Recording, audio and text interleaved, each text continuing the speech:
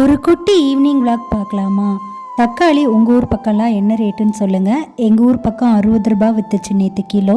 இன்றைக்கி வண்டியில் வரும்போது 3 கிலோ 100 ரூபான்னு சொல்லிட்டு வந்தது.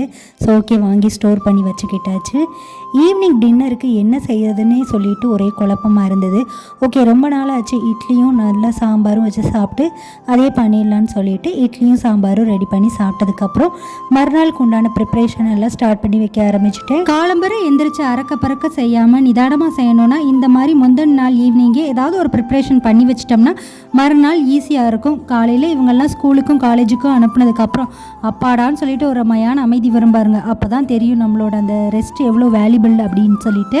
மத்தியானம் வச்ச சாதம் மீதம் இருந்தது. தண்ணி ஊற்றி தயிர் ஊற்றி வச்சுட்டு காலையில் குடிச்சு பாருங்க, அவ்வளோ டேஸ்ட்டு தேவாமிர்தமாக இருக்கும். எனக்கு பீட்ரூட் கேரட் நெல்லிக்காய் போட்ட ஜூஸ் குடிச்சிட்டு இஞ்சி பூண்டு அரைச்சி ஸ்டோர் பண்ணி வச்சுக்கிட்டேன். லைக் பண்ணி சப்ஸ்கிரைப் பண்ணி வச்சுக்கோங்க.